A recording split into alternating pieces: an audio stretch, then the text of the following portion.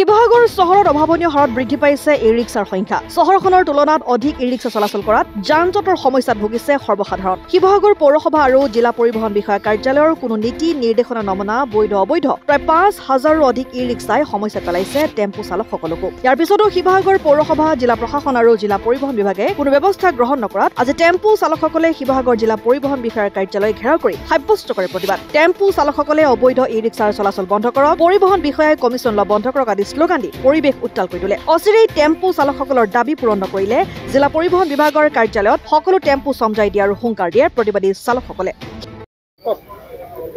আজি আমি আপোনালোকৰ সংবাদ মাধ্যমৰ জৰিয়তে আমি দুটামান কথা অতি স্পষ্টকৈ আমি কৈ দিব বিচাৰিছো। প্ৰথম কথা, আমি বেটাৰী চালিত ই-ৰিক্সাসমূহ আমি বিৰোধী নহয়। ই-ৰিক্সাসমূহৰ জৰিয়তে বহুতো নিবনুৱা যুৱক যুৱতী সংস্থাপিত হৈছে, তাক আমি স্বাগতম জনাইছো, আমি আদৰণি জনাইছো। কিন্তু কথা হৈছে, নিবনুৱাৰ নাম লৈ এছাম পুঁজিপতি ব্যক্তিয়ে ২০-২৫খনকৈ বেটাৰী ৰিক্সা কিনি সন্দেহযুক্ত কিছুমান মানুহৰ হাতত গতাই দি শিৱসাগৰ জিলাখনত মাছৰ পোনা মেলা দি মেলি দিব আৰু আমি চাই থাকিম, এইটো কেতিয়াও সম্ভৱ নহয়, হ'ব নোৱাৰে। দ্বিতীয় কথা হৈছে যে প্ৰতিখন কমাৰ্চিয়েল ভেহিকুল চলিবৰ কাৰণে, চলাচল কৰিবৰ কাৰণে শিৱসাগৰ জিলা বা অসমৰ বিভিন্ন জিলাৰ পৰিবহণ বিষয়াই কাৰ্যালয়ৰ পৰা এটা ৰোড পাৰ্মিট দিয়া হয়।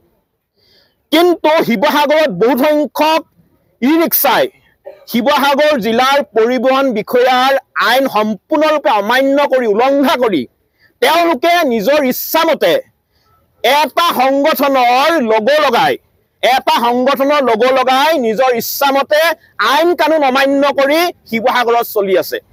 মই মুখ্যমন্ত্ৰী মহোদয়ক সুধিব বিচাৰিছো যে আপুনি শিৱসাগৰত কোনোবা সংগঠনক এনে ধৰণৰ অনুমতি প্ৰদান কৰি থৈছে নেকি যে সংগঠনৰ লগো লগাই দিয়াৰ লগে লগেই তেওঁলোকে ৰোড পাৰ্মিট, ইঞ্চুৰেঞ্চ, পলিউশ্যন এইবিলাক নকৰিলেও তেওঁলোকে চলাচল কৰিব পৰা আপুনি কিবা ব্যৱস্থা কৰি দিছে নেকি বা আপুনি নতুনকৈ কিবা আইন প্ৰণয়ন কৰিছে নেকি, এই কথাটো আমি সুধিব বিচাৰিছো। যদি কোনোবা সংগঠনৰ লগো লগাই কোনোবাই নিজ ইচ্ছামতে ঘূৰি ফুৰিব পাৰে, আইন অমান্য কৰিব পাৰে, তেতিয়াহ'লে আজিৰ তাৰিখত অসমৰ ৯০% মানুহ কোনোবা হয় জাতীয় জনগোষ্ঠীয় দল সংগঠন বা কোনোবা ৰাজনৈতিক দলৰ লগত প্ৰত্যক্ষ আৰু পৰোক্ষভাৱে জড়িত হৈ আছে। তেতিয়াহ'লে আজিৰ তাৰিখৰ পৰা অসমৰ সকলো ব্যৱসায়িক বা বাণিজ্যিক বাহন যিসকলৰ গৰাকী তেওঁলোকে নিজৰ সংগঠনৰ লগো লগাই তেওঁলোকে চলাচল কৰক। ৰোড পাৰ্মিট, টেক্স, ইঞ্চুৰেঞ্চ এইবোৰ কৰিবলৈ প্ৰয়োজন নাই।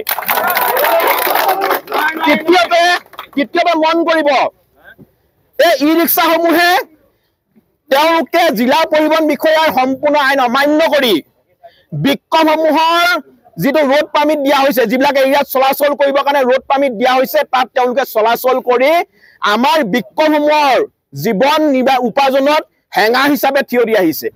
আমি ২০১৫ চনৰ পৰা এই সমস্যাটো সমাধান কৰি দিবৰ কাৰণে আমি প্ৰতিবাদ কৰি আহিছো। আজি ২০১৫ চনৰ পৰা আজি ৯টা বছৰ অতিক্ৰম কৰিলে। আজি ৯টা বছৰ অতিক্ৰম কৰাৰ পিছতো কিন্তু শিৱসাগৰ জিলাৰ পৰিবহণ বিষয়াৰ কাৰ্যালয় হওক বা জিলা আয়ুক্ত কাৰ্যালয় হওক বা শিৱসাগৰ জিলাৰ পৌৰসভা কাৰ্যালয় হওক, কোনো এজন ব্যক্তিয়ে কিন্তু আমাৰ বা বিক্ষোভসমূহৰ এই সমস্যাটো সমাধান কৰি দিবৰ কাৰণে কোনেও বিষয়টো গুৰুত্ব সহকাৰে নললে। আৰু সেইকাৰণে আজি উপায়ন্তৰ হৈ বিক্ষোভসমূহৰ মালিকে তেওঁলোকৰ বাহনসমূহ আৰু চালকসকলে তেওঁলোকৰ বাহনসমূহ জিলা পৰিবহণ বিষয়াৰ কাৰ্যালয়ত জমা দিবৰ কাৰণে আহিছে।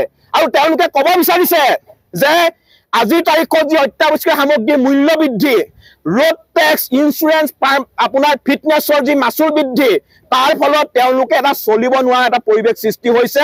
আৰু ইয়াৰ লগতে আপোনাৰ বেটাৰী চালিত ৰিক্সাসমূহৰ অটপালি আছেই। গতিকে আজি শিৱসাগৰ জিলা বিক্ষোভ সন্থাই এটাই দাবী কৰিছে যে শিৱসাগৰ জিলা পৰিবহণ বিষয়াই এই বিক্ষোভসমূহৰ মালিকসকলৰ পৰা তেওঁলোকৰ বিক্ষোভসমূহ তেওঁ চমজি লওক আৰু তাৰ সলনি এওঁলোকক অন্য কিবা সংস্থাপন দিয়াৰ কাৰণে অসম চৰকাৰকৈ ব্যৱস্থা গ্ৰহণ কৰক। নহ'লে এই প্ৰতিবাদ অবিৰতভাৱে চলি থাকিব। আৰু এটা কথা ক'ব বিচাৰিছো, শিৱসাগৰ জিলাত এতিয়া আপোনাৰ গেলামালৰ দোকানৰ দৰে বেটাৰী চালিত ৰিক্সাসমূহ ডিলাৰ গঢ়ি উঠিছে। ইয়াত জিলা পৰিবহণ বিষয়া কোনোবা ব্যক্তি আছে যি ব্যক্তিয়ে হেই আপোনাৰ ডিলাৰসমূহৰ লগত তেওঁলোকে গোপন বুজাবুজি কৰি এটা মোটা অংকৰ ধনৰ বিনিময়ত তেওঁলোকে এই ধৰণে ৰিক্সাসমূহ চলাচল কৰিবৰ কাৰণে পাৰ্মিশ্যন দি আছে মই বাৰে বাৰে কৈছো যে আমি ই ৰিক্সাসমূহৰ বিৰোধী নহয় আমি বিৰোধিতা কৰা নাই কিন্তু আইন কানুন সম্পূৰ্ণৰূপে মানি লৈ চলাব লাগিব নিজৰ মৈমতালি মতে কিন্তু ৰিক্সা চলালে আমিও কিন্তু চাই নাথাকিম সেইটো কথা স্পষ্টকৈ কৈ দিব বিচাৰিছো শিৱসাগৰৰ পৰা সৈয়দ মুস্তাকুৰ ৰহমানৰ ৰিপৰ্ট অসম আদিত্য